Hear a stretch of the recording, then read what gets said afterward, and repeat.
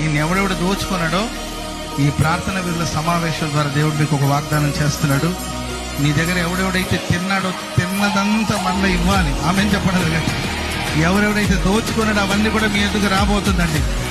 ఎవరైతే కొల్ల సొమ్ముగా మిమ్మల్ని మార్చారో వాళ్ళ దగ్గర నుండి మీరు సంపాదించుకోబోతున్నారు.